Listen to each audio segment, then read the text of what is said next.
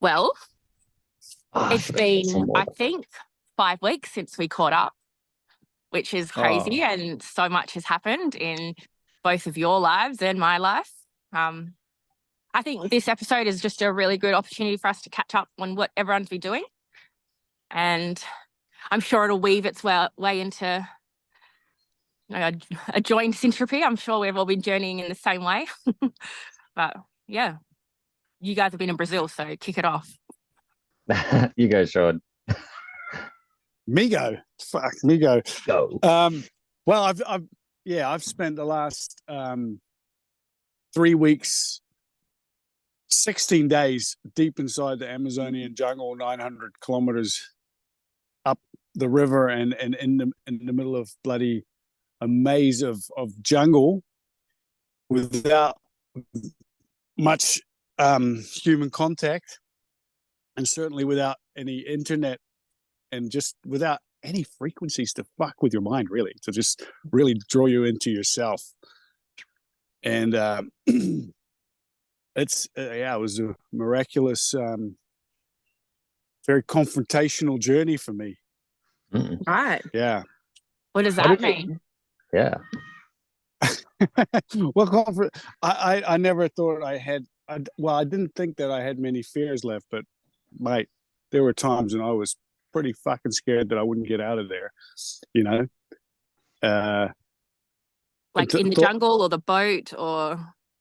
Well, different situations. The boat almost sprung a huge leak at some point, but mainly just really letting go of control. Like last night, I was looking at GPS footage of where we actually were. It's such a fucking entanglement of tributaries and stuff that just looking at Google Maps, you're like blown away by how far gone I was and how you know. And are they navigating with are they just navigating by remembering, or how do they navigate the waters there? Fucked if I know, because only once we reached the rapids did I come to realize that this guy had never even been there before. Like the dude on the wheel had never been. You know, I called him Google Maps, even though I'm pretty sure he had no idea what Google Maps even is. He's like, oh. But we just laughed about it. I was like, he said, "Oh, it's easy. You go in right, out left." And it's like, oh, for real? Wow. You know, so it got a little freaky at times. You know, when you're like, it starts to really draw you inside your fears and like inside your mind. Like, what am I doing here? Where's this going? Especially when you're on your own. It's not like you had a buddy with you that you could, you know, talk about this in English. It's just you alone with these people that you don't know in a place that's wild. Exactly. And I think that was actually the main part of the experience is that I was forced to be by myself. And have you done that much in your life? Not at all. I'd never even gone on holiday by myself before. Wow. Yeah. I have gone on holiday, but to visit friends and stuff. You know, I've never been anywhere that far outside of my comfort zone all by myself. You know. Wow. And what were you eating? Because you and I have only just transitioned from vegetarian veganism. So, how was the food there? Yeah, and ayahuasca. It had to. Ayahuasca, those opportunities that arise, but I wanted to stay really, really pure this time.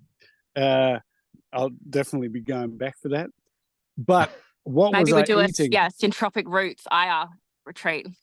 Ooh. I'm down. I know Alice is down. But what was I eating? Mostly fish, man. Mostly fish and meat. You know, true carnivore. Like there was very little vegetables involved. Very little fruit in the jungle, man. There's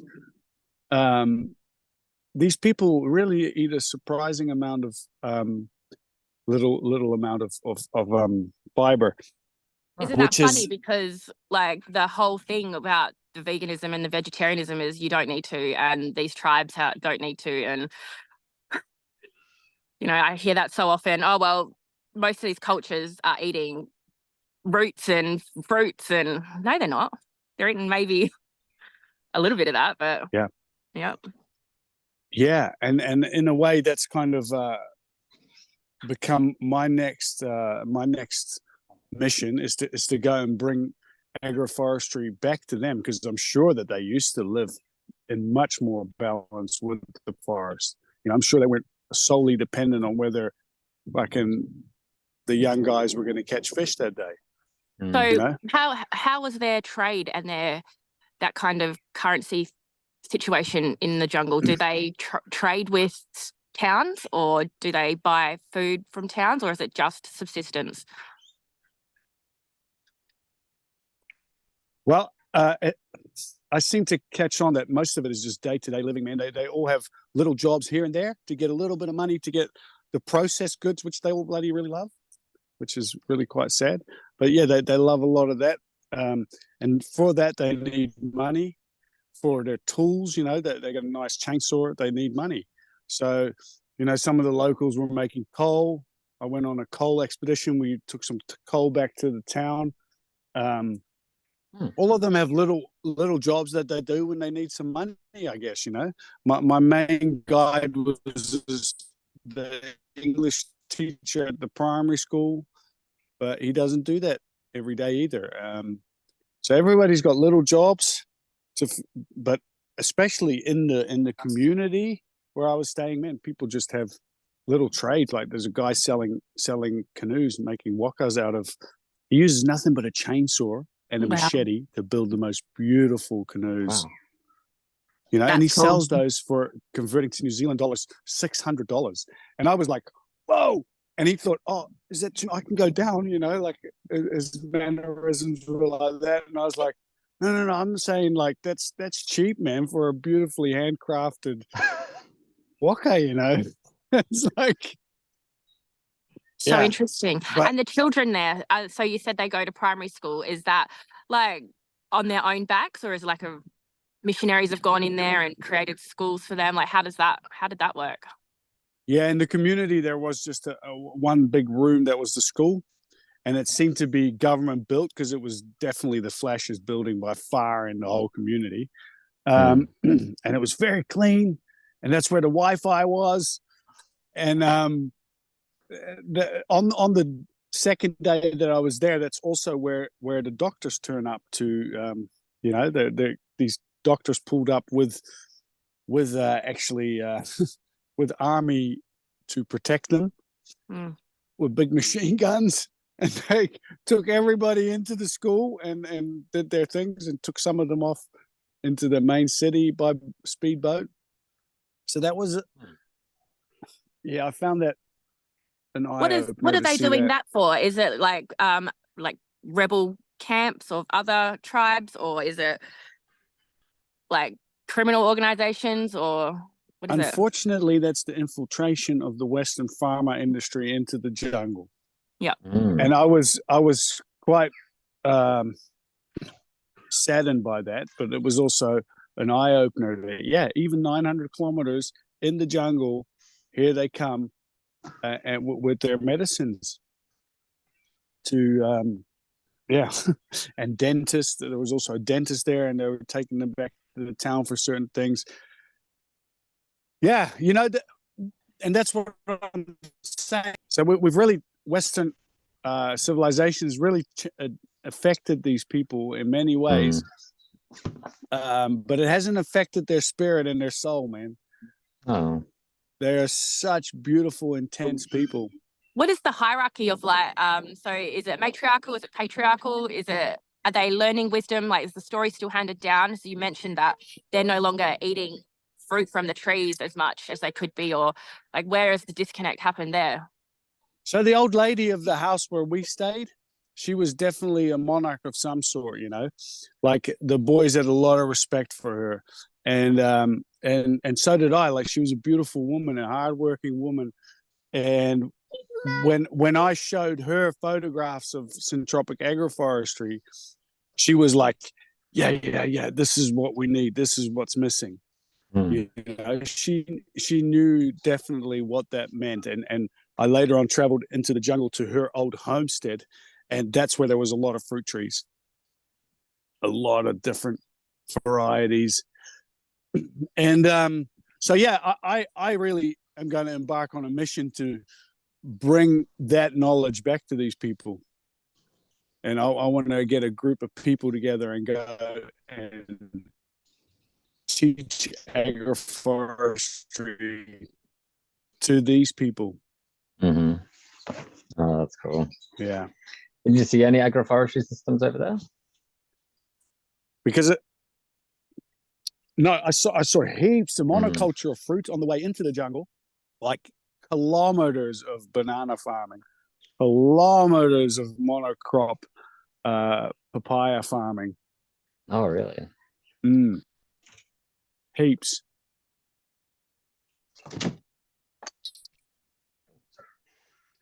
And I also saw a lot of smoke from what they say is the locals burning down the forest to create little patches of monoculture and bring in cattle. Okay. Because what is their, like, you wouldn't call cattle megafauna, but I guess it is a megafauna of today. But what is their apart from fish, what red meat would they hunt or consume there? We shot a deer at one point. Is that a native or is that introduced as well? No, I think it's a native. It was unlike any deer that I'd seen before. And capybaras, which is like a giant guinea pig, a guinea pig. Yeah. Interesting. So you're talking about wanting to go back and introduce agroforestry to them, and that's like that's a tricky one. Hey, you got up. Yep. Why is it a tricky one? Well, we were just about to say it's a tricky one because you're just discussing like how Western culture has come in and changed their ways. And I know it's like a remembering and return, but there's like a little fine ethical line about coming in and teaching them. I don't know. I sit there and I think, is it the right thing or is it not the right thing? I'm sure it's the right thing to go in there and to teach, like having a white person go in there and teach them Indigenous ways, but like it's just a very fine line. I think it's just like over here where we're trying to teach others. It's a better, easier way of life, and it brings abundance. So yeah, I'm not too concerned at where that comes from. It's a universal language as far as I'm concerned. Yeah, I agree. And whoever is to open that door will open that door and help community. I'm doing it here, you're doing it over there.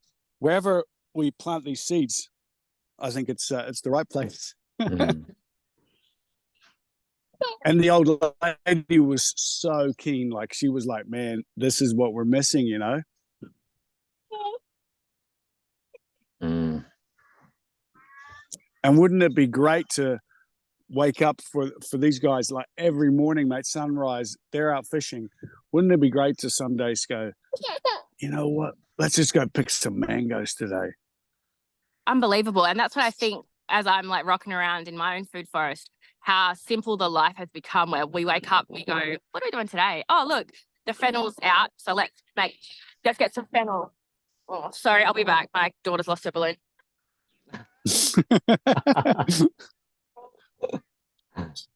Off she goes. Oh, did you manage to get any seeds back? Did you declare any? I didn't even try this time, Luke. And the funny thing is, this time I walked straight through. So, but of course, I didn't declare anything either. Last time I took a real good look at it and said that I hadn't packaged. Well, they couldn't prove that what I said was in the package was actually in the package. Yeah. So, what about you, man? Did you bring anything? I did, yeah. I got a whole bunch of cotton, got 2 different types of cotton. I got moringa from everywhere I could. I got some soursop. What else? Teak. Have you heard of teak? No, I Really haven't. cool. It's like one of the best timbers in the world, apparently. And the leaves Oh, are of course, I've huge. heard They're of the like, timber teak. Yeah. yeah, yeah. So I got a few seeds of that. I got 10. Yeah, I took everything I could really, like all the Lucana and stuff like that, just for kind of some cross pollination. All right, see you. Cool as. Yeah. Exciting, man. Yeah, that's pretty good. But all of my seeds from Costa Rica are popping up now. So it's nice to see all the pigeon peas coming up and the guanabana or soursop coming up. Oh, No, oh, actually, we had cashews. Oh man, it was so exciting. We had the cashew fruit, and I was like, I don't want to have no, no. oh, lady sock. Tastes like that. But I had these ones, and they tasted really nice. So you just got to find the right cashew for you. Yeah, and don't bite into that blinking nut. Yeah, I heard a few. I told a lot of And get stories that about you milk all biting over into your the nut, face. and the locals are like, ha ha ha. Oh, you only make that mistake once. Yeah, so all those seeds are coming up now. I just put the other ones. I just cleared a lot of my beds and just made like a little nest in them, and then just started popping in all the seeds. So I took a whole bunch of castor oil because we cleared this castor oil forest. There's a 20 meters by 20 meters, and we just basically cleared the whole thing, and it was so fun. And Namaste was talking about accumulation systems, especially if you start from nothing. You just start with the accumulation, and from then on, you'll have good soil to play with, or at least something to play with in biomaterial, biomass. So kind of inspired me to just plant castor oil where I intend to plant next, stuff like that. Is castor oil nitrogen fixer, or is it just going to be pure biomass? It's just biomass because they kept calling it castor bean, and I was like, a bean? I was like, beans fix nitrogen. And they're like, no. I was like, okay. Is it the same castor oil that we use as medicine? Look, I want to say yes, but I'm not a doctor. Don't know. Funny, like I keep seeing it pop up in the permaculture groups around here. People say, what is this plant? Is it a friend or foe? People are like, it's castor oil, pull it out, it's weed. Burn it. And I'm like, I'll have some. Oh, that lady. That'll be a good one. That lady who keeps poisoning and burning the bloody elephant grass. She did it again yesterday. I'm like, come on, sis. I would have taken it. So funny. It's so funny, whatever they're hating on. Yeah. But I mean, that was also me. Like 18 months ago, there was the death lily. You know those white lilies that are in the funeral homes? They're called those. They're like a noxious weed over here, and they keep getting in the waterways. And my garden was quite full of them, and other canna lilies of its type. And I remember when I got here and I was pulling out the root masses, like the tubers, and getting so angry. And I spent a whole year doing this. And then I thought, this year I must have missed some, and they're popping up around my nests. The amount of biomass they make, I should have left them. I'm like, you stupid bitch! Like, you're one of them. And they're so full of liquid. Yeah. So whatever ones come back very up. Similar to the wild ginger over here. Funny how people you just get in your mind like that's bad because it's not meant to be here. And it would have done so well. And it because once you take the tops off, you've got all that juicy tubers underneath that are going to feed whatever. I suppose the way they were planted though, it would have been just a monocrop of them. And so now me removing 90% of them and them starting to come up again with everything else around them, it's probably better for the microbiology in the soil. Yeah. That is not just a big monocrop of tubers. Yeah. Oh, that's fun. Oh, that's real interesting too, Luke, to just create accumulation systems, because that's what I'm planning. I just don't have the time to do full plantings, and I'm just gonna stick a whole bunch of barnagrass and Titonia into rows. Yeah. Prep for whenever I'm ready. You know? Something that I've been noticing Scott Hall talk about a lot is like, get out of this whole, get out of your spreadsheets, get out of your fucking spreadsheets. Just do it, plant it. And I started to think for a while there that I was being too rash and too like not understanding. But if I had have sat there and tried to figure out my bloody consortium and my strata and my life cycle, I would have nothing out there. And I planted stuff 6 months ago, and now I've got an accumulation system that's going to be pumping in 6 months. Boom. Yeah, Oh, that's so awesome. yeah, and it's true because like when I was asking you guys yesterday, rate my strata, like what do I need? Where are my gaps here? It's hard because you see only this much of it, but there's 3 or 4 times more that there, and then you can't really see where the climax is, where the, you know, how we're looking at 80%, 60%, 40%, 20% in our strata. You can't really see that. I've got cherries on either side that they're going to be they're fulfilling that climax right now. And that's what they will be fulfilling in the future as well. There's nothing that I can really put above them. But yeah, it's hard to see from a little picture. So when you're looking at everyone else's systems and you're like, oh, I want to try to replicate that, or mine doesn't look the same. Like, oh, well, it's management, right? Yeah, absolutely. Yeah, I think you're right. Yeah. Oh, that's fun. Yeah, what you said sort of reminds me of the same what you kind of hit on what Scott Hall said. Oh, sorry, I thought I was muted. What Scott Hall said, he said, get out of the idea of having to plant everything at once, like get focus on your accumulation first. And he just plants out rows of chickpeas, pigeon peas, and just lets them get to like, 3-4 meters high. And then he's like, and then when I have an intervention, I'll plant some of my trees in there. Yeah. On the work. I was like, that's really cool. And I hear it a lot, and I heard it a lot when we're in Brazil. Namaste would be like the second best thing you can do in life is plant a shit agroforestry system. And then the first best thing you can do is plant a good one. That is amazing. Yeah. Like how he said it in life. Yeah. And I remember seeing a video with Arthur from Twin Falls, and he was like, look, here's a system that's, I think he said 2 years old, of just Tittonia and I think it was acacia. And he's like, this has just been left alone. And he's like, now we're completely in control of the system. We can let the light in where we want. We can we can chop and drop and prep the soil. We're ready to go. Whereas if you're starting with everything in the lower strata, well, that's what you got. You got fucking full sunlight and you got all the weeds attacking you. Yeah, it's also getting into a mindset where seeds are cheap and trees are cheap. Like, don't get bogged down on keeping one tree alive. It has to be there. It doesn't have to be there. It's not permanent. And so that was a big perspective change for me over the last 12 months, where seemed like I was hoarding plants because I was too scared to put them in, because what if that's not where they want to live? But who cares? I can just plant another one over here. Especially with accumulation systems, like there's just who cares? Plant it in. Just throw it in. Nature chooses it. Yeah. It's full experimental. And another interesting thing, a really interesting thing that I know that you experienced as well, Luke, in Brazil, because we went to the same site by coincidence.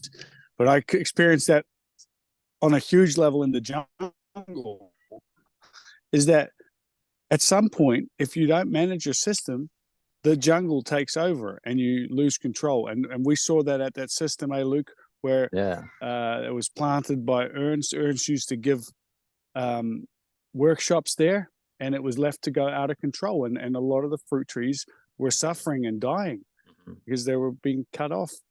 Yeah. I think that was in Citro Semente. And I think they've been planting systems there for either 20 or 25 years. And for the first couple of years, I'd have workshops every month, and I'd plant out systems every single month. And now it's only I think there's only one full-time manager, Joan. So he does a lot of management there. But he's just, abandoned on spots that don't give him that happiness or don't give him that drive. And you can see these systems where eucalyptus have been abandoned for like 10 years now, and they're felling themselves, and there's disturbances are being created for the system. But you can definitely see that without that growth pulse and that constant intervention, that the fruit trees are not providing as much as they could. Like, they're not reaching their full potential. Like, some of them are still fruiting pretty well, but it's not as if it was, systemic, or it's a part of a whole, like a macroorganism. Did you learn anything new about management in that respect? Like how they're managing their growth pulses? Are they doing it on like a seasonal? Is there a time frame that they're doing it with, or the moon, or? They try and keep it up with the moon as best as possible, realizing that when they have the time as well. What they're doing there at the moment is they're working on some market gardens, so expanding their rows with market gardens, and then they plant coffee in between, and then tea tree, and then they're their fruit tree rows on either side, and then it ends up growing up into a system. And then you can see they've done that over 4 or 5 years. So you can see these plots that they've started in this market garden where they've been doing broccoli, cauliflower, all that kind of crap, flowers and stuff. And then they work their way into medicinal, and then yeah, like fruit trees. So it's really nice to see them managing in a systemic way. So they're really controlling the light. They're keeping their density really close, but they're managing the 20, 40, 60, 80 really well. So they're having that dynamic shade coming in. Yeah. But in terms of techniques and stuff, yeah, because we leveled 3 systems, it was nice to see the resiliency of plants and that you can just restart, but you're not restarting like as a cycle, as a spiral. Like if you were to start from, like you're not starting from here. If you're just planting out, because you've accumulated, you're probably starting from up here. So if you restart from up here, you're starting on a bigger, you know, you can afford to have those fruit trees in, or those ones that come from the systems of abundance. Yeah. So it's nice to see the resiliency in the system as a whole. And you, like what you said before, I'm not getting attached to specific trees.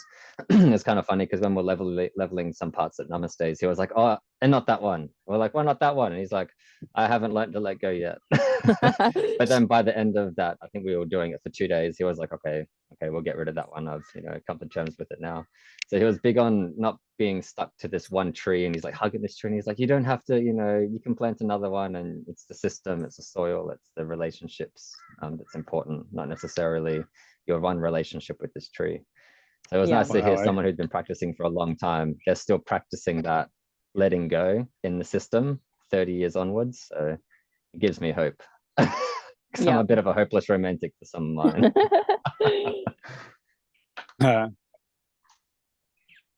Yeah, and to have that connection with your trees, it just proves that you have a relationship, man. You know, and it really is vice versa. I heard Dr. Zach Bush talking about that today. They're actually able to measure the frequencies of trees, and if you are the main person taking care of that tree, it knows you, and it knows when you're within 2 kilometers of it. They've measured this now. The tree starts giving off frequencies because you've been nurturing it. It knows when you're close. Like, what the fuck? Yeah, that is out of this world, man. I've been having this relationship with the tree that I cut down earlier this year that I feel quite guilty about. And at the time, I got an injury from doing it, and I have not been able to heal this injury. Like, I cannot heal it. I've tried for 6 months to try and heal this injury, and I don't know if it's going to put more growth on or not, but I have a feeling that there's like a relationship now I have with this tree that I shouldn't have taken it down when I did, or I should have done it differently, or I should have planted more of it before I took it down. And it's probably just, you know, I don't know if I'm rationalizing, but I really truly feel that there's something going on with this tree and the injury I've got. And since finding out that it was a major food source for the Carnaby cockatoos, it was just right in the middle of my system, and I knew that it was going to be doing the senescence, so I gave it a very heavy prune. And it maybe because of the age of it, or I don't know, maybe the time of year, it hasn't put on any new growth. So either I've killed it, or now that it's heating up, it'll come back. But yeah, I know what you mean about the frequency. Well, as far as your own injury, though, from my perspective, you've got to also forgive yourself for whatever you didn't realize at the time, because you're obviously carrying it physically with you as well, man. Yeah, for sure. You know? It's hard to look at it and wait for it to put on new growth. And I am at the point now where maybe I level it completely, or do I just give it more time? How long do you, in your experience or with what you learned over there, Luke, if they're leveling these trees, are they leveling them completely, or are they allowing them to shoot back up? Like, what was that? The ones, there was like a lot of citrus in there, so he wanted that 10 centimeters above the mulch. So he wanted to keep them. There were some avocados that we leveled as well, so same thing, 10 centimeters above the mulch. There were some support trees that he didn't want in there anymore, so then we'll get them right down to soil level and then kind of mulch over. How big were the avos that you leveled? They're pretty big. They're only about some of them about 3-4 meters high. And they were pretty bushy as well. They were out. They've been coppiced once or twice. I think once I think it was. Yeah, they had one intervention, I think, they came through. So they're pretty decent sized. So 10 centimeters above the ground, and he's expecting them to come back up into the strata and be fine. Yeah. Oh, okay. I'm going to give this tree more time. Yeah. It's a native as well. Like, so I'm sure there's like a growth cycle there. And also natives are meant to be burnt. I mean, Yeah. that's the whole point about natives, right? So Yeah. I've got hope that at the top it's actually got some new growth happening right now, but we'll see. Yeah. If my Maybe elbow scratch a gets little better. bit, see if it's green. It's still green, yeah. Oh, still green? Yeah.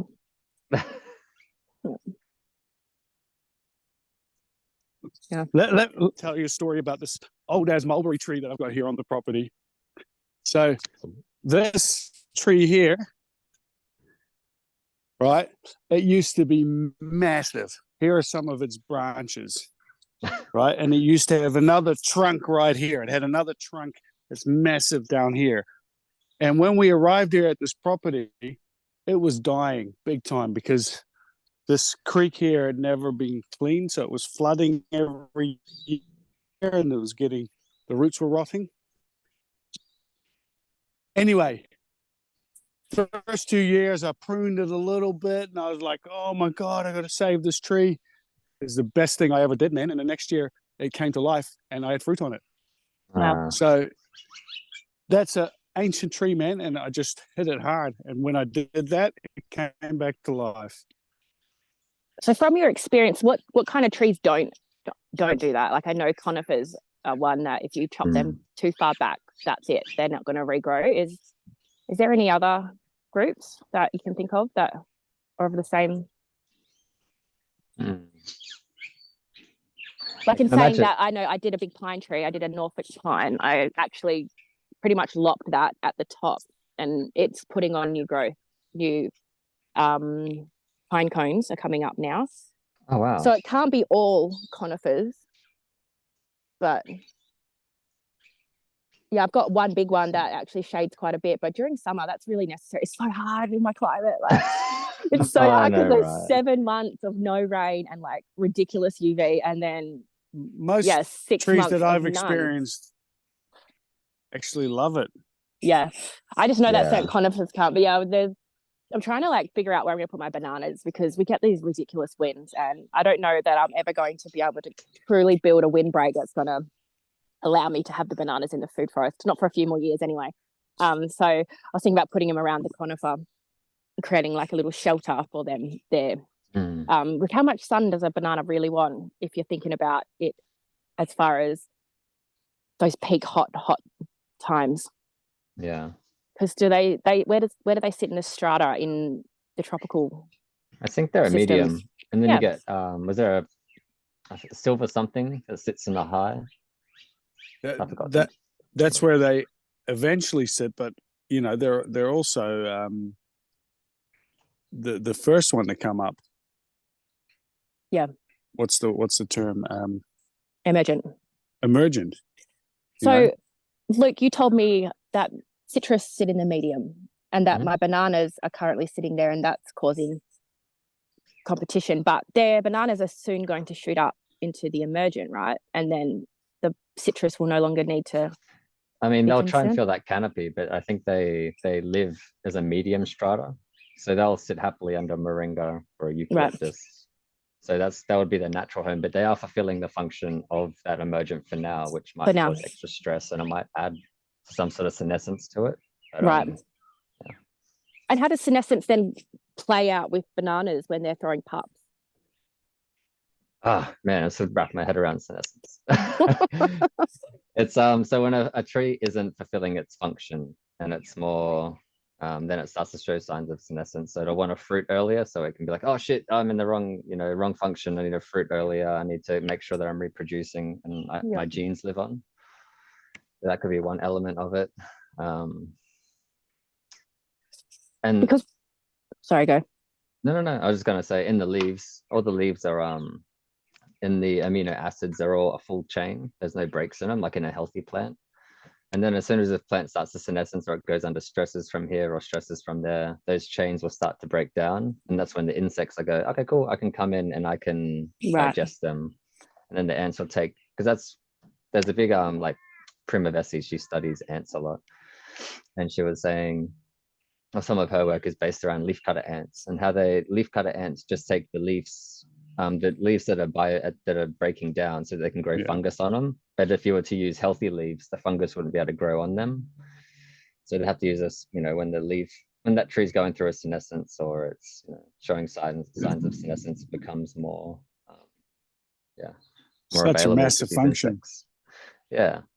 But yeah, but then I remember hearing that you can get corn, like when you're doing your placenta one, break your corn off at the cob, at the stem, and just leave it in the system and let it dry there. But apparently that doesn't add to senescence because the plant's already filled its function. It's already put out fruit and you've broken that off and now the plant's dying. And you just leave the corn hanging there to dry on the plant. Yeah. Interesting. And yeah.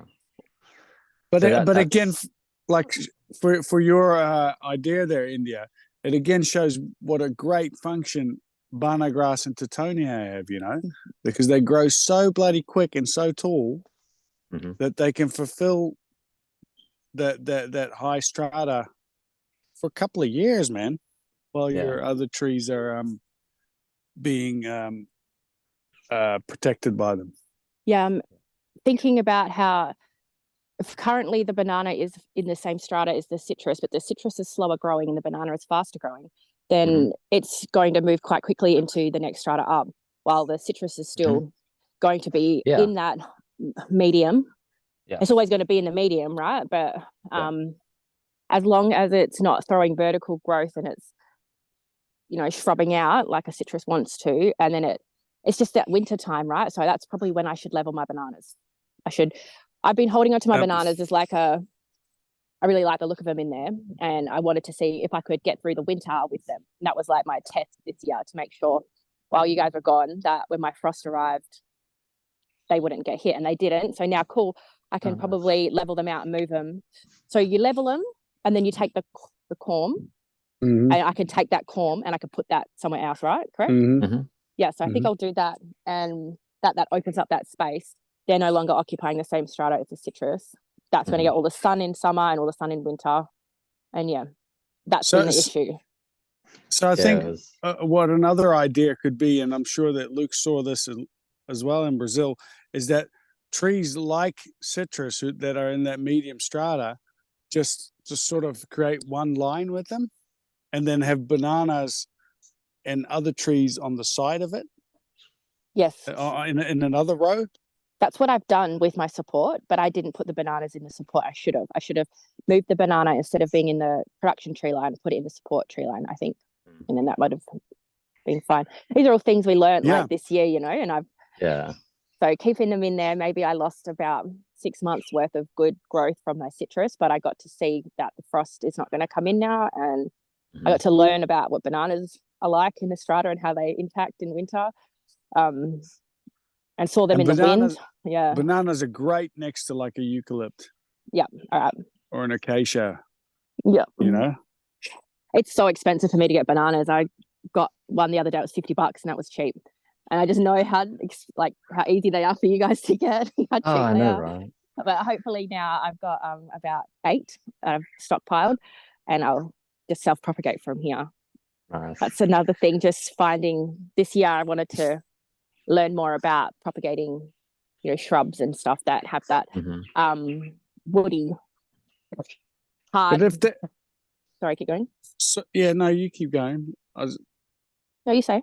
I was going to say, like, if they're so valuable, wouldn't you just want to keep them there? Why give them another bloody dig them out? Maybe just leave them and get new ones. Yeah, I've got new ones as well. Yeah, I might leave them there for another year, but I think in winter they're the issue for me. And if citrus needs to have that sun in the winter, it's also really windy. So I'm going to have to play with the tithonia this year to see if I can create that windbreak. Yeah, and get onto that bloody banana grass burning, butchering lady She won't give it to me. It's so silly. But Get them. I managed to start one. She gave me one cane because she's so against Syntropy. She's so against it. Like, she's an What? agronomist by trade, and she cannot with the allelopathic. Like, they just can't get past that, and they can't get past fire risk, and they can't Really? get past invasiveness. And so all those three things to me, I like. The fire risk is scary, but I can't live my life in fear of fire, because then we won't plant trees. It's just, if a fire comes, oh well, we're gonna burn, baby. But that's it. That's if that happens, you know. But she's just really against this allelopathic thing, and it hasn't proven to be an issue with the eucalypts, and it hasn't been proven to be an issue with the barna grass that I did put in my system. Everything's thriving and growing rapidly. So I will just have to find someone else who's got it who will let me have some. Some castor oil. Well, how long does it take for them to form canes? Because I've had mine in now for 6 months and they're shooting up, but they're still not like About a year. right. Yeah, these ones, about a year, and then they start to get more woody. Yep. I wish I could send you some. Oh, I'm gonna get some. right. Like, the other day I was in Perth and I got an alert from around my area saying I've got all this elephant grass, can someone come pick it up?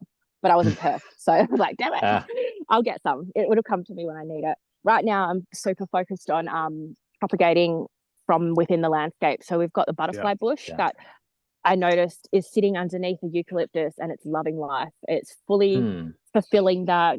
I would say it's in the medium strata from the eucalypt, and it survived the hot summer, but the one that was out in the paddock by itself is struggling.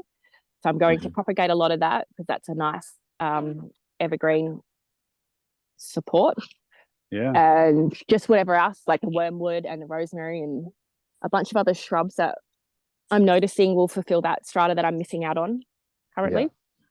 So that's my focus this spring, is to learn to propagate out of my site. That's the cool thing. Because we just don't have the option of, I just do not have plant material that I can get easily. Yeah. And this is how it should be, you know. You start a system, and then you start propagating out of your system. Yeah. And it grows alongside you. I just feel so blessed to have experienced that horrific summer, like a record one from 25 years, because now I'm like, okay, I know exactly what tree and where it sat and how it survived. And the emergent suffered.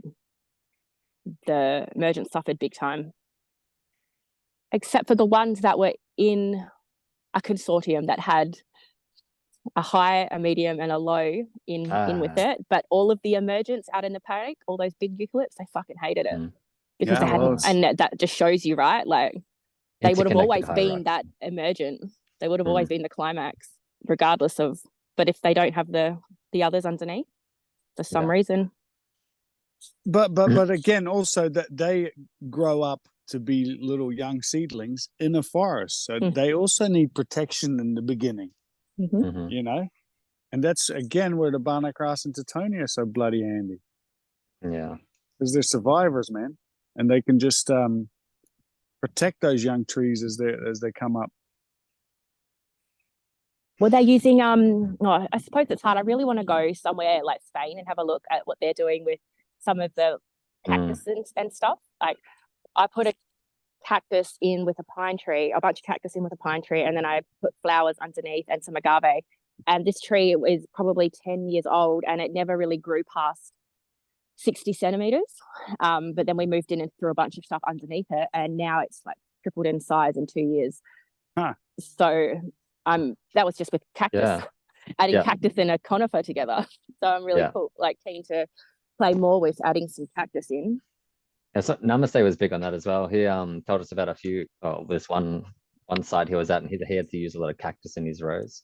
When we planted out John's, it's really dry there. So we had 5 meters in between the tree lines, and then 2.5 we had the support row.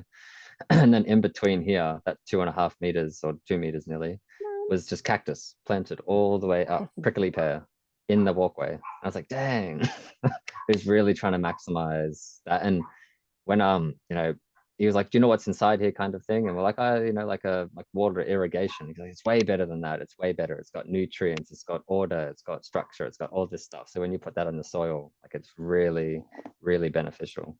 Did he He's big talk on much that about the stuff. photosynthesis of that? The CAM Uh, photosynthesis? No, but I don't remember him talking about it, no, but I did hear about it being different type of photosynthesis. So it's Yeah, it happens different at night. structure into the soil. Yeah. Oh, really?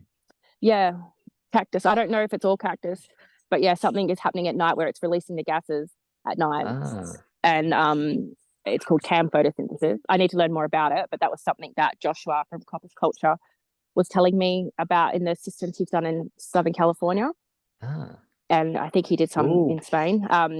Yeah, and he told me to use the prickly pear. So I'm going to find some prickly pear this year and throw that everywhere with my San Pedro, and then different succulents, because the succulents, man, I didn't water them at all. And I came through and I coppiced a bunch to make way for my nests, and they have just bounced back with such vigor. And they were full of water. They like, you hit them and it's kind of, they just go. Yeah, man. So, Aloe vera. Wow. Yeah. I've got I'm going them to planted definitely here in the propagate. system. But it'd be cool to see them. I'm trying not to get bogged down with the Mediterranean, subtropical, tropical, and temperate. Although I know that the temperate require different cold chill hours, you know, during winter, I still want to add some cactus in there with them. Interesting. I never knew that about cactus, but it explains also why, like dragon fruit, they need to be what do you call it? Oh God, lost my English. A lot of them flower at night. Exactly, that's what I'm saying. They flower at night, so they need to be. So you have to get ants or whatever, or mozzies. You know, they can't be pollinated. That's the word, by bees. Yeah. Interesting, eh? Yeah. So if we want a diversity in biomass, I think we also want a diversity in photosynthesis, right? So I'm going to really experiment with that. Cool. Yeah. That's what we saw at John's as well. He had, on his tree lines, he had coconuts, and there was moringa, eucalyptus, and you could see the moringa sitting under the eucalyptus, which was interesting because I've always thought moringa was a high strata, but it's an emergent because you see it struggling under the eucalypt and under the coconut. So it's interesting to see that. But also they had in their in the alley crops, they had a row of Gliricidia, and it was about 3 meters apart maybe, and then they had dragon fruit running up it. But the way that they kept their Gliricidia was they kept it like a weird staghorn crown looking thing, so that the fruit would just kind of hang over it and drip down, and then it would flower off the down ones. And then underneath that they had pineapple planted under there, and they had more cactus, you call it, you just said before, not agave, aloe vera, sorry. Aloe vera planted under, and then he planned on putting some noni fruit in there as well because it's a low strata. Wow, I'd love to see photos of that, Luke. That's a real interesting system, man. It was, yeah, and it had the dwarf coconuts, so they weren't like, they were fruiting a pretty good height. Oh yeah. There were wasps in everything. They were everywhere. Under banana leaves and stuff, you'd cut one and then like, oh fuck. Run away. Oh my God. Anyone really allergic? Thankfully not. Oh, that would have been hell. Shit. Yeah, I want to plant dragon fruit into my system. I've just got them sitting in pots. I want to find the right tree for them to be planted next to and grow up the tree, like we saw in Costa Rica. Yeah. There's a guy called Farmer Jones on YouTube. He does Syntropic Agroforestry for the last 4 years, I think it was, 3 or 4 years. Is that the guy in Queensland? Yeah. Yeah, just north of maybe like 200 bit hours from where we are. And he has just been putting dragon fruit all against his eucalypt and Grevillea robusta, the silky oak. He's been chucking it against them too. That's what I cut down. Oh, did you? Triggered. That's the one that hurt my elbow. And he just lets his passion fruits as well just run wild because the birds plant them. So he's just like pretty open to it just sprawling. And he's like, look on the ground. He's like, these things are $2 each. That's good money down there. Awesome. Can you guys you talk about like what they're doing with the placenta 1 and 2 consortiums over there? Are they just using alley crops, or are they resetting and adding annuals or anything into tree lines, or are they only doing? Other ones that we did. Yeah, we reset with a few annuals, pumpkin, corn, cassava. But he also put in Mexican sunflower, but he put them in on the outside of the rows, and he put the bunna grass on the outside of the rows as well. So yeah, when managing, it's a lot easier. So we just kept them, yeah. So in his tree line, a little bit of Pithonia, and all the sunflower and annuals are in the middle. And then we planted out with a whole bunch of tube stocks, more eucalypt, and there was more fruit, native fruit trees, and a whole bunch of seeds that we just kind of found around as well. So just kind of stacking a whole bunch of diversity in there. When we were managing some of the front, he's like, you can't separate management from pruning, from harvesting, from all these other elements. So it was while we're managing, with being mindful and taking material for down where we were going to replant. Yeah. So trying to like teach systemic. Yeah. But yeah, no, to answer your question, it was, yeah, there was a few annuals, but it was mostly perennial at that point. Only because the system, I think it was past 5 years old, and we leveled a whole lot. So yeah, I think that and was then the moved kind of away context. from. But if it was a bit earlier on, I could see him using a bit more, like capsicum or something like that. Yeah. Other kind of that's biennial. just something I haven't really heard much of people talking about. It's all in the space that we're in. We've learned so much about installing the initial system and how to manage it, but not how to continue the succession of the stratas over the year, like over the first few years. And so I've been a bit confused about that myself. So this coming spring, adding in a consortium, when I add my placenta 1 and placenta 2 back in, I'll be, making it's like the corn, tomato, I don't know, chilies, vines. Is that what you would Potatoes? Potatoes, yeah. Or something. Yeah. The one that I hear a lot, Yeah. like the example would be radish, corn, papaya, moringa, and then go off into whatever from there as well.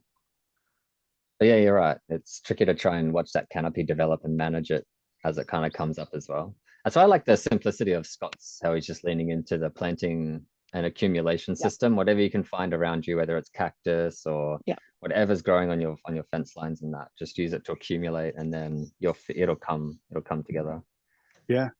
Because then there's nothing stopping you from, spending $200 on a nice grafted, well, wouldn't even be that much, but over here it is about that much, $200 on a 3-year-old grafted tree that I can put in, and that fits in the strata immediately. And then you're better off treating that like accumulation row, pick a little bit of it, and that's your nest, and then you kind of wipe that bit out, reset that, or if you have the means, reset as much as you can to get that pulse. But if you're just doing it bit by bit, nothing stops you from just like. That's what I've also been thinking about. I originally planted my rose out, and since knowing now that you really shouldn't put the temperate in with the subtropical, but the subtropical that I've got are a shorter life cycle and won't really be around at the end of the game. They'll be back to just being the temperate species. And instead of like seeing a Tamarillo and seeing the row there, I've now noticed that it actually is like a nest of temperate, a nest of subtropical, a nest of temperate. So that subtropical, that can live there and give me food and fruit for the next 10 years while we're still establishing these ones at the back. But that kind of then with the support makes it tricky, because the temperate ones, you want to have deciduous support, right? So you want to have the Jerusalem artichokes as probably the main. I don't want to have barna grass there all year. I don't want to have the Tithonia there all year. But in the middle nest, so that I think I'm going to change my rows and start looking at them as nests and kind of like filter it out that way, because it is tricky. I don't want to just have, a row of Mediterranean and a row of temperate and a row of. I think it becomes a lot more playful that way as well. And in fact, inside your row, you've got little microclimates again as well. So, whichever way is also easy for you to be able to manage, That's another thing now. Like after I've planted all these, I've got 7 nests, 5 rows, and 2 accumulation systems, plus my annual garden beds. I'm like, oh, how do people actually managing these systems on their own? There's no point just continually trying to plant more productive fruit systems that I can't be sure I'll manage correctly, I'd rather just throw down all those accumulators and come back to them in a year or two when we've got the kids are a bit older and they can, hey, that apple tree's yours, you prune around that one. And all the more reason, to pre-prep that soil with accumulators and to get complete control over that situation. Yeah. And then you can play with it how you want, because the system, my older system that I'm sitting in, it's frigging chaos, man. I kind of like it that way because it's so close to home and I can sit in here and play with it. Yeah. But it's unmanageable, man. You know, and further away from the home in my other zones, I got more manageable systems. Yep. Mom. And that's where I'll plant the rows of accumulators just to see how I play with them in the future. Yeah. Just want to get the wind sorted. Hey, like after I did my management today, last week, of my two first rows I ever did. I'm noticing that the trees are growing slightly on a lean because they've just been fucking hit for a year with that wind. You can also be really Western and just create a wind barrier. Yeah, I'm going to. I've done that up there, man, in my temperate zone. Just I made a wind barrier. What did you make it out of? Out of wind foil. Oh, righto. What the orchards use. Just put some posts in the ground, cemented them in, and put up an actual wind barrier. Really quickly done, and it's very efficient. That's a good idea. I might do that. I was thinking when I get back from this install that I'm doing this weekend, I might go ahead to the bamboo nursery and see if I can hit that guy up, because fuck, that bamboo grows quick. Yep. Yeah, awesome, eh? Yeah. Very excited for this install. I'm just excited to meet people in my region who are into it. Yeah, man. Can't wait to see photos and stuff. We're very keen to see how, because it's what is it? Syntropic Solutions. You know that? Yeah, they've designed it. Okay. And so they're flying over from Queensland. I think they're in Queensland. Yeah. So cool, man. Yeah. Wow. And that's a 4-year-old system. Brand new. Oh, it's brand new. So they bought it's called 11-acre farm, and it's a permaculture farm that they've put a kindergarten on, a restaurant, and they've only just opened last month, I think. And so there's some old food forests there apparently, but they're going to be redesigning it into Syntropy. And how did you get involved with that? There's a awesome Syntropic community, Western Australia community that Scott set up, Scott Hall. And I joined that a few years ago, and someone no one really posts in there very often because there's not many people in WA doing it. I think there's 200 members. Someone posted up saying that they're going to be doing an 8-row install, and if anyone wants to come join, it specifically said this is not for education purposes. Like, don't come here thinking you're going to get taught anything. We need people to help. I'm just like, hands-on. Yeah, I'm so keen. So I'm just going for 2.5 days. It's a 5-day install, but I'm going to go for the beginning. So it'll be like the site works and getting it sorted. And that's the Thursday and Friday. And then I'm sure they've got people helping on the weekend. It's in the city. But be keen to just meet them, connect with them, and then that opens up the doors. And what an awesome initiative, man. Yeah. Fucking wicked, love it. Because that's right there in the faces of everyone, that's that place that everyone in the city who has kids and wants to get away from the city for a day can go there and see it working, and won't take long for people to go, hey, this works, Syntropy. And they've got it written on their website, Syntropic Food Forest. So I just know that from there, we've now got a flagship site that we can send to companies, we can send to the councils, or we can send to farmers and go, hey, it's working, let's try it here. Yeah. And they're literally just asking for people to come and work there for a couple of days. Yep. What a cool system. Of course you can just do that. Why not? Why not? Yeah. Can you imagine trying to install a Syntropic agroforestry system with people who have never heard of it? Yeah. And you're just trying to, it'd be so tricky without the education at the start. I mean, that's what the whole point of these workshops are, right? That you guys are hosting. You spend half the day learning the fundamentals before you get your hands dirty. Yeah. Absolutely. Got to. Yeah. You got to have some kind of basis. Otherwise, oh man, that's so cool, India. I'm very That's sick. excited. What about you, Luke? You got any cool projects coming up in your region? Stuff you're working on? Not so much. I'm not too sure. I got a lot of energy and I don't know where to put it. Like I don't know what to. But you got a lot of few work things. in your own space, right? What I saw that. Yeah, I got a lot to do here as well. And the community garden, Kinda- right? Yeah, and I'm torn whether do I do workshops at the community garden now, or do I start to? I mean, it'll probably be a multifaceted thing. I'll do a bunch, and there's a park just down the road that I want to get a community garden started there, and kind of be the lead gardener and not have to.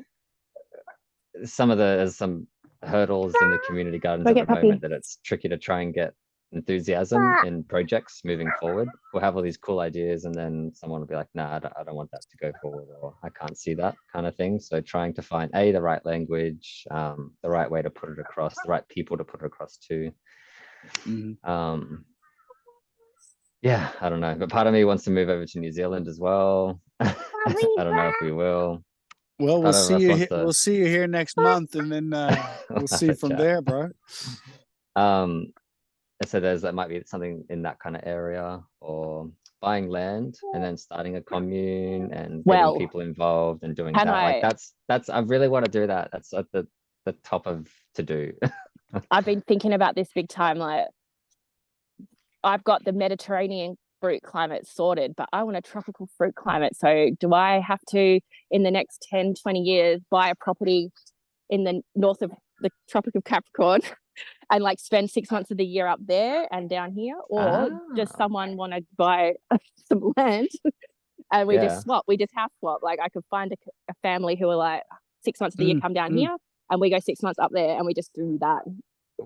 And so then we always have access to both climates of fruit. So in order to figure that out and to point that in the right direction, what are we going to do? Just keep teaching and keep involving us with Syntropic people who all have these like-minded thoughts, mate. You know, and we'll create our own Syntropic community. It'll just evolve just like a forest does. And what's cool is just by simply sharing, like, there's a farmer who I get our pea straw off, our chook feed, and our pork. She supplies our free-range pork. And she messaged me yesterday, a text message saying, can I come over for a cuppa and a hang? I'd love to see how you're growing food. And I'm like, dude, I'll come over to yours. You show me how you're farming. So it's that's funny so that, cool. That's she's probably been farming her whole life, from a family of farmers, wants to learn what we're doing. Yeah. Who am I? I'm some idiot who's just started this, you know? Like, so that's really cool that we can share those skills, because I would love to learn how to do it in a larger scale and have that land access. Maybe she's got a paddock that we can work and try a Syntropic accumulator system. I know she's trying to plant out these salt tolerant tree systems, but and maybe that's how you can pay for your meat, you know? Yeah. You give her your energy and your knowledge. I love it, man. That's true community. Yeah. In the meantime, I've got an appointment on Monday. I'm going to meet with the principal and a whole class of kids at the private school here in town. That I was stuck on next to this lady in the plane to Kirikiri. She's the principal of this private school. And I'm going there. They definitely want a system. How big? Where do we start? Play around there and chat with the kids. It's going to be awesome. Wow. That was on the way home. Yeah, on the way home, I happened to be sitting in the plane next to the principal of the school. The art of Syntropy. Yeah, man. And her daughter has a school in Auckland. Well, she's a teacher at a school in Auckland, and she's started this sort of this little class where they do garden to table. So her daughter would probably be really interested too. Yeah, it's just growing, guys. We're just going to keep doing what we're doing, man. Yeah. It's so exciting. And Luke, like, that energy you're feeling, me like, I don't know where to start. So you're like kind of not starting. Yeah. You just like maybe put it on one of those spinners and spin it, and where it lands, that's where you fucking start, man. Just do it. I like Throw some that. darts on a on a wall. I was kind of thinking of getting this place set up as a nursery and getting my nursery skills kind of up, and then becoming more established, and then sell like the support plants that are legal to sell. And then give information on how to do it, and just like a little consultation, like free consultation. Like I don't really want to, like I do want to make a lifestyle out of it, but at the same time I want it to be cheaper for people. I don't, like that's the whole point of the accumulation systems into abundance, and the whole you know, spreading this lovely information is so I'm happy to kind of slug it at IKEA for a little bit and just kind of do this on the side for a little bit, just to ease my way into it as well. Because pricing as well, like I think I'm one of the people that would, not one of the people, but someone who might want to do like donation based, be like, hey, whatever you think the service is worth. That's what I'm going to do, dude. That's what I'm going to do. And then there's going to be, look, I see a lot of my friends who work in that space offer, you know, they have a certain amount of goods that are based around the donation only. And so once they're gone, people can apply for like a discounted option, or you pay full price. And I know people who pay full price, it's like a traffic light system I think they use. And so the people who don't have any money get the first 10. And I don't know if they, you know, check into their backgrounds or anything, but most people will end up paying if they can afford it. Like, so yesterday I was at the homeschool art class, and the next round of term is starting soon, and she showed us the pricing, and it's only $30 per child for the term. And I'm like, this doesn't seem like enough. I have the means to pay more. So if you guys are only just cutting even, I would rather pay extra because I can afford it, and I want the service to continue for everyone. Because she was saying there's a lot of people with multiple children and they can't afford a $60 per child ticket. Well, I can. So be honest about it. If you need extra, I'll pay the 60 and everyone else can pay the 30. I think people would do that. Yeah. So I think absolutely. You have that system and just tier it. This is what I need to break even. If you're willing to pay more, you can. And then this is the offer if you are unfortunately need a discount. And then you have freebies as well. I heard of this wonderful restaurant in Christchurch where they are doing a system like that. They can serve up to 100 100 tables, and they do a vegan meal, and $3 a meal, a 3-course meal, and they're making money. Can you believe it? Yeah. But also some people are coming there and they're like, man, I love this so much. I'm going to pay just a regular price of a meal and support you guys. So certain people are paying it forward for others. Yeah. And it just becomes, and they're sold out every night, and they're making money. Yeah, there was a place in Perth City that did that. service. Hari Krishna's run it, and it was like a beautiful place. People would go in there and it was like 6 or 7 people, and they'd each pay $100.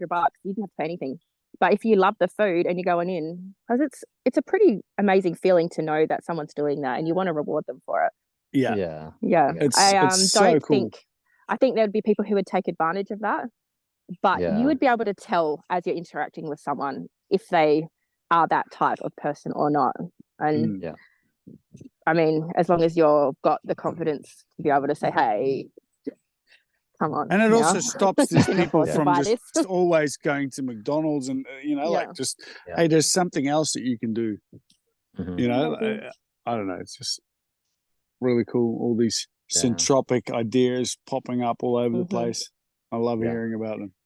Yeah, so no, I like that. Leaning into the natural law of abundance and not taking the piss out of it, but just, if you naturally put in that energy or that amount of energy, then you're going to naturally get a portion of that back, and it's going to be an ebb and flow.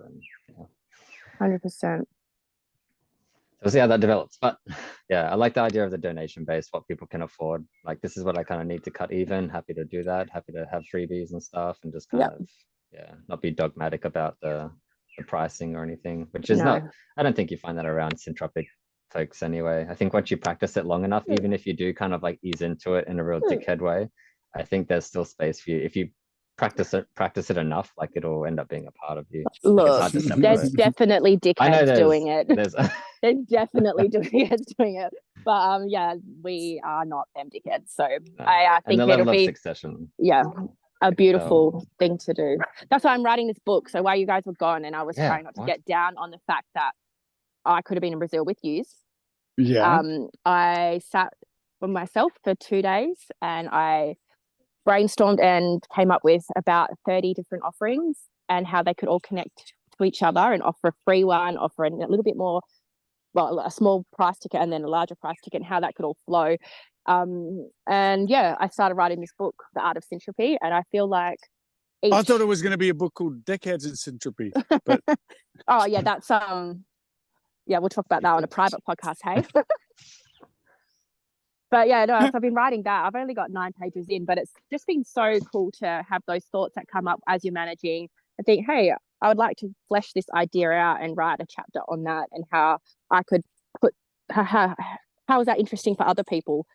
I feel like people are constantly connecting with us online and saying, oh, I love your life. I love, how can I implement some of this sort of syntropy into my life? I live in the city. My husband's not keen, whatever. Like you can introduce the art of syntropy at any scale to any part of your life. It doesn't just have to be about planting food.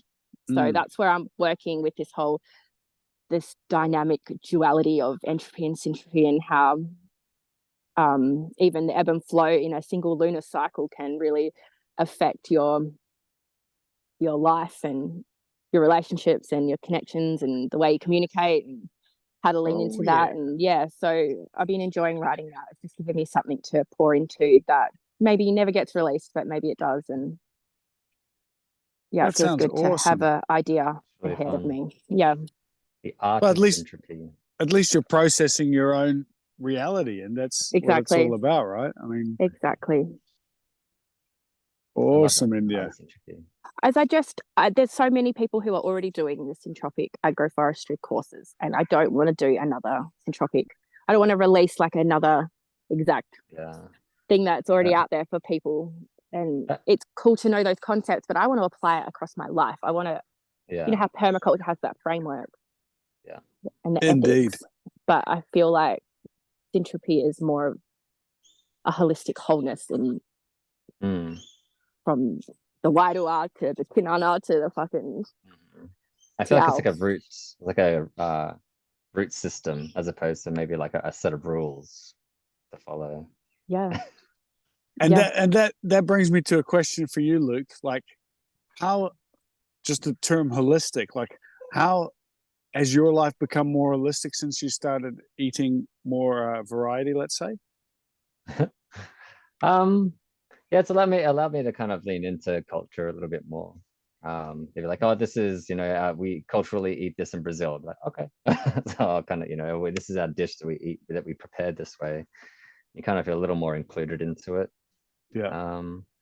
Thinking about ethical calories, yeah, I still kind of juggle with that. I try and pick what's taken the least process and what's taken the least amount of energy to get to my plate, as opposed to just being dogmatic about one, like having to stick with veganism and having to choose soy over, grass-fed or neither, So I feel like I'm still on that holistic journey. I think we use different words at different times in our lives. We relate to different structures, like, veganism at one point, which, a lot of red pill moments, which was nice. And then you kind of like developed out of that and working with different frameworks, especially seeing how beautiful syntropic agroforestry is, and how the inputs are just minimal, or there's just hardly any. So eating from systems like that, way better than going down to Coles and Woolies and stuff like that. So way better.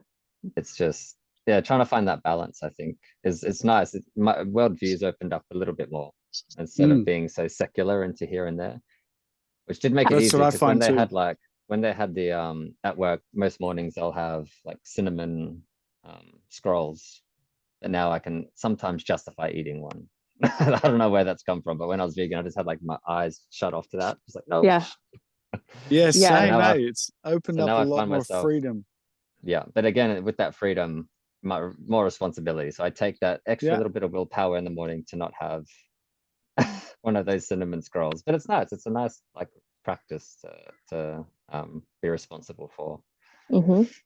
Yeah, and not be too dogmatic in your thoughts. Like it's really released me a lot in many ways. Yeah, it has. Yeah, and like eating on the farm, they had a pig called Truffles. So like oh, we're eating truffles today. And I'm like, what? This does not look like truffles. And they're like, no, the pig was named Truffles. And I was like, oh.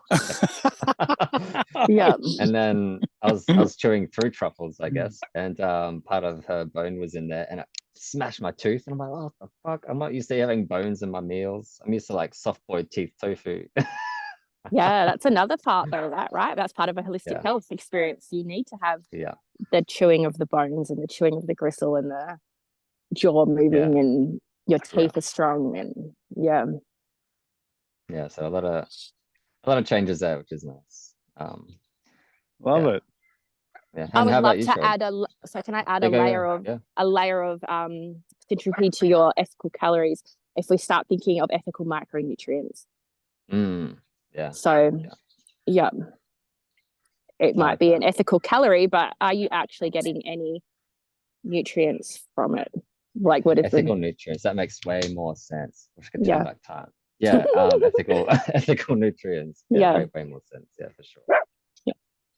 Especially with like the grass-fed beef and that, or the grass-fed whatever, you can't be sure that they're not spraying that with a whole bunch of bullshit.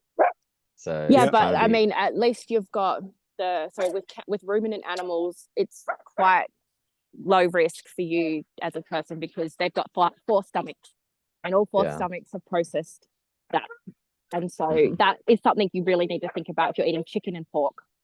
Monogastric animals, because they're single. But if you're eating a ruminant, you're pretty lucky that none of that's going to transfer to you. Yeah, no, I've gone that way, India, with the whole gut biome. I've actually started introducing even raw dairy into my which is massive. So even the juice of the cow is now in my juice of the cow diet. The fruit of it all started with the fruit of the chicken. Do you find it tricky if you're now taking on raw milk? Do you find yourself slipping into areas where you might consume milk that isn't raw? Or are you still because I really am against that industry and what it's done. It's just oh man, don't get me started on the dairy. See, but that's really hard for me, and I agree with you, but my kids need calcium, and we do need some of the things that are in milk, and fuck, it's really sucks that it's a shitty industry, but that's still that dogmatic thinking.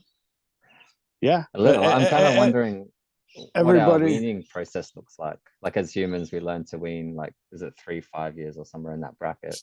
It's not even about that. It's about we for the weaning process of breastfeeding, you're not just getting calcium, you're getting like all kinds of different things. So, but what it was about for me, India, was really about that gut microorganism, and getting those living bacteria into my system. I made a really conscious decision. Okay, I'm going to eat this raw, alive dairy for that reason, because again, Dr. Zach Bush, but many people talk about the gut brain, and that's actually fucking in charge of how we're feeling, man. So I made a really conscious point of resetting myself in the Amazon, and I literally started on the second day by slowly drinking Amazon water, and it's alive. There's so much in there, so much. And I was like, fuck, what happens if I get a bug right here in the jungle? So I slowly started building it up, because the locals are doing it. That's what they're drinking. Yeah, they use it for everything. How do you feel though? Because like maybe you should still do a parasite. Maybe you should worm yourself. Well, I feel holistically different. Let's say I don't know. Yeah. I've yet to totally realize what I'm feeling, but I definitely feel different, man. And my gut microbiome is certainly different. So of course I'm going to feel different. Yeah.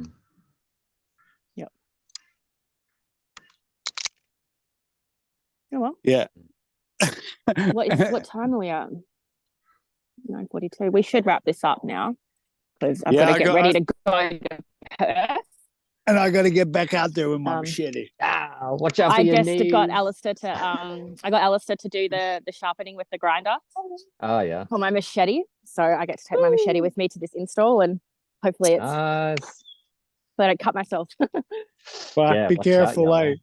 Yeah. Yeah, did Well, you see? I'll, Did I send you guys a photo of my knee? No. Oh, No, you send it. didn't. You have to show Oh, us. really? Oh, I'll send it I through. just Hang on. I just ran my hand into my machete. It was sitting in the dirt like this, Oh, and I was weeding, and I sort of just ran my finger into the machete, and I was like, "Fuck!" Luke, that's gnarly. oh, I know, right? Well, I can't see it. I could It's like. on our WhatsApp. Oh, is It it? was like straight on my. I was standing up, right. My back was against the fence, and I was like, one more swing of this, like bump, and then the next one will go through, and it just went straight through. And I was like, Oh, oh wow. fuck! And it bonked me on the knee, and I was like, Oh, goddamn motherfucker! and I could like see, I could see around, and then I'm like, oh, there's nothing else in there. So I just slept with a butterfly clip over it for one night, and just haven't moved my leg much. But now it looks so Wow. much better now.